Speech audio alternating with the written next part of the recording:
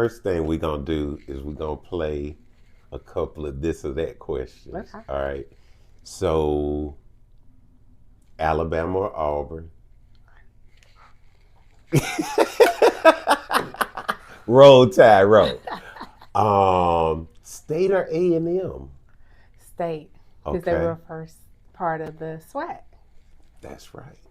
Um, how about Miles or Tuskegee? Miles. Bobby Miles. Knight. Go Bears. Um, Railroad Park or Vulcan? Railroad. Railroad. Okay. Um, Sneaky Pete's or Gus's? Mm. Guesses. That's Martin's favorite. Really? So if I say something else, he gonna be mad. Okay. What's your favorite color? Pink. Pink. What is your favorite music artist? My favorite music artist is, I was listening to him this morning, Keith Washington. Keith Washington. That's good. Summer or winter? Winter. Really? Yes. Okay. Basketball or football? Ooh. Ooh. I just knew I would marry a basketball player, but both. I like Both? Yes. Nice. And finally, if you had a chance to give your younger self a piece of advice, tell me what age you would want to go back to and what would you tell her? I would change, and I would go till I was about 5. My youngest daughter is 5. Giving her some financial advice. Although my parents prepared me, I think that in this day and age we need to be prepared a lot more. So I would do a whole financial work plan. That's a really good one. And with that being said, let me close this door right quick.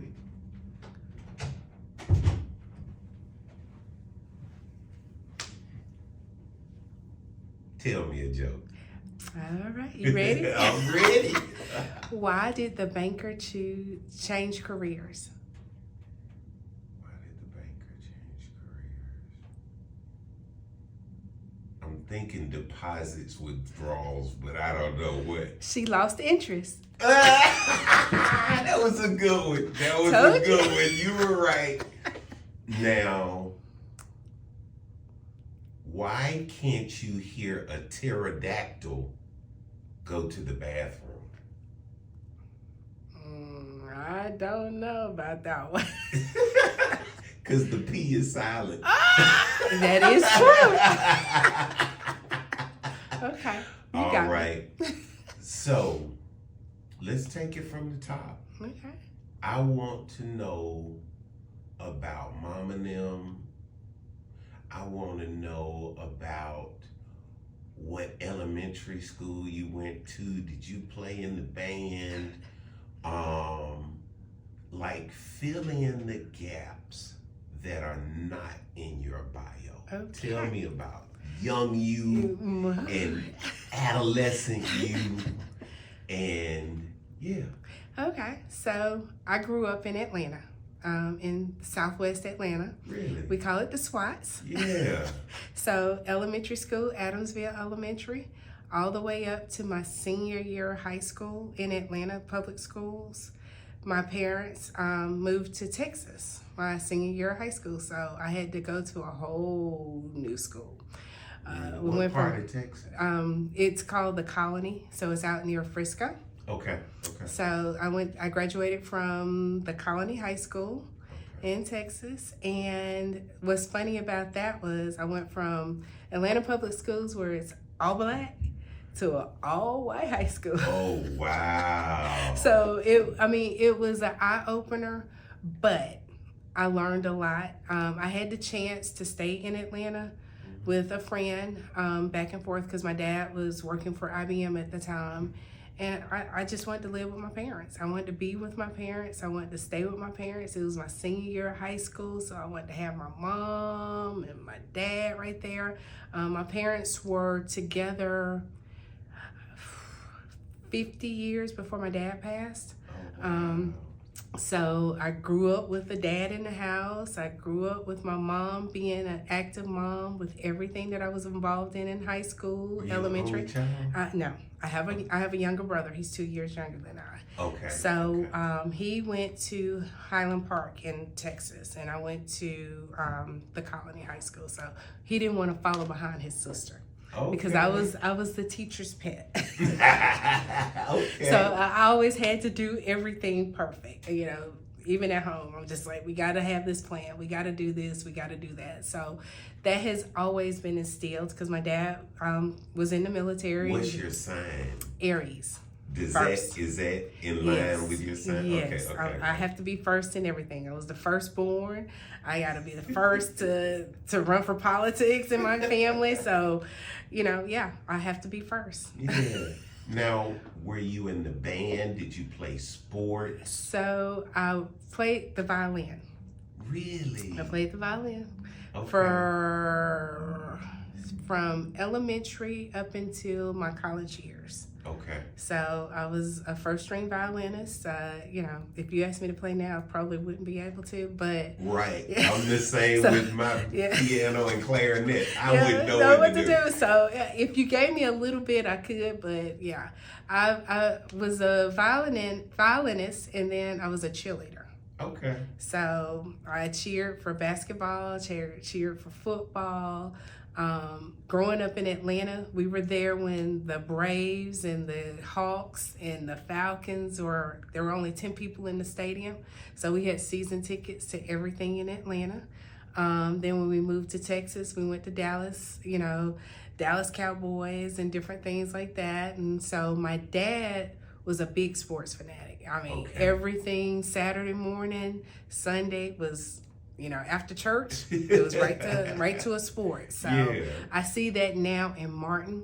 And they always say that you're gonna marry your parent. Yeah. He is my dad. Really? He is my dad. Just, yeah. Now, after high school, first of all, how did you choose college? Mm-hmm. What thoughts, what brought you to your decision? Where did you go? What was your matriculation? Okay. So I decided when we moved to Texas, I wanted to go back to Atlanta. Mm-hmm. So my idea was to go to University of Georgia, or I had friends that went to West Georgia. So that's what I wanted to do. Mm-hmm. Ended up, I also applied for Georgetown because I was a big Hoyas fan. My mom thought it was too far. So she was like, you have a choice. Either go somewhere local or you can go up to the Georgia state line. So ended up, I decided that, I've always decided I wanted to be a lawyer. Okay. I was going to go to law school. Mm-hmm. So I looked at LSU. I went to LSU for a semester. It was so overwhelming. Really? My freshman class was almost 10,000 kids. It was a lot of kids. So I sat out, went to Atlanta, and came back and enrolled at Grambling State University. So I went to Grambling for 3 years. Left there. My grandmother got sick here in Birmingham, so I transferred and came to UAB. Okay. And so from UAB, I graduated with my degree in political science and marketing, and started on my master's with public administration, and working now towards my MBA. Yeah. So you covered what brought you to Birmingham. And I want to talk about what you did right out of college. And then I want us to talk about when we met and a little bit of CBC. We can't tell that. That's for a whole nother show. So we have known each other for a long time. A long time. I was thinking about this last night. I was talking to Martin because we were laughing and joking. What brought us together was Wardell and Walter Johnson. So I knew Walt. Yes. So he brought us together, and CBC, yes, and all of the influence that he had in politics. So I've always been interested in politics. My uncle in Atlanta was one of the first black state representatives for the city. Okay. So I was knocking on doors with him, with Andrew Young and all of those. So that was what I wanted to do. Student government, I remember we had to talk about the Republicans versus Democrats. So my government teacher made me as the Republican. And so she was like, you've got to sell this and you've got to do this and do that. And I was so distraught because, my mom was a big Democrat. I just knew I was following in my mom's footsteps, and I had to make it my own. Yeah. So my best friend and I went out and bought all this Republican stuff, made banners. Everybody in my class changed to a Republican. Are you serious? So I sold it. So I was like, wow. So that was my 9th grade year. Yeah. And so, I've been going ever since. I've been involved behind the scenes. This was not where I was supposed to be, but this is where God planted me. So I look at that everything that has happened in my life, the paths that I've chosen, God has different plans. And, it's very sentimental to me on how I fell into this position, because I did some volunteer work with Eric Burks, who passed in Bessemer. So I was his volunteer, kind of setting up stuff when he got into his office. And that morning that I talked to him, we were just laughing. He was like, well, if anything ever happens to me, I really want you to look at running for my seat. And I was like, dude, you're going to be in that seat forever, Yeah. You're going to do some great things. 10 hours later, he was dead. So, and that was an eye-opener, because as he was healthy, he, was young, he was ready to just take that seat to a whole nother level. And so when his family was like, hey, what are you going to do? And I was like, what do you mean? Yeah. I started looking and, praying about it and talking to my husband, and this opportunity came. So we are here. I'm blessed. I'm humbled. I'm ready to work. I'm just excited. Before we get there, though, Valentine's Day is coming. Mm-hmm. So we're ready for a good love story, right? Tell us how you and Martin met, and how did he propose? So, Martin and I we're going on our 20 years of being married. Yep, we will be married 20 years next year. We've been together 25 years. Wow. So, I knew that he was my person when I got sick on a work trip in Vegas. He jumped on a red eye and flew to Vegas. He told my mom, don't worry about it. I'm gonna make sure she's okay.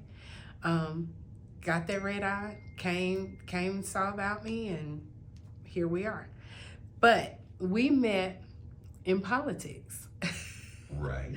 So he was working on a state campaign, and I was working on a local campaign in Bessemer. Okay.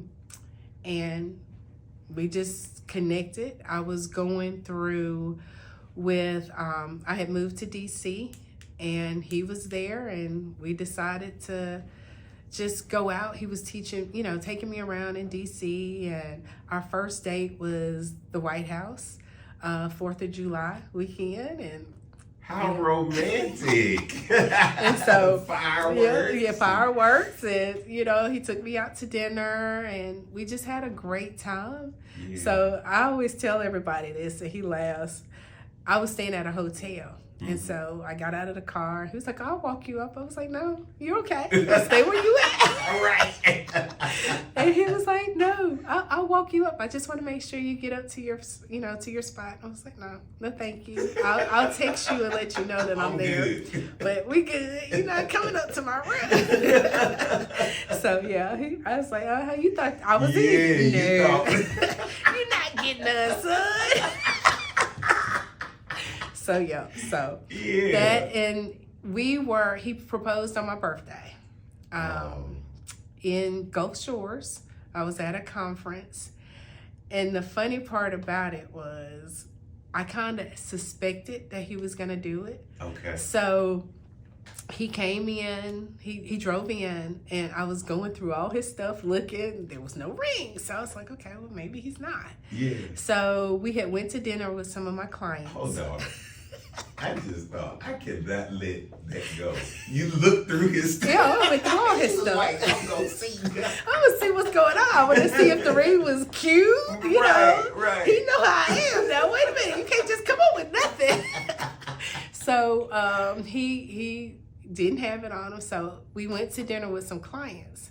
And I kept getting up from the table because he was going to propose at the table.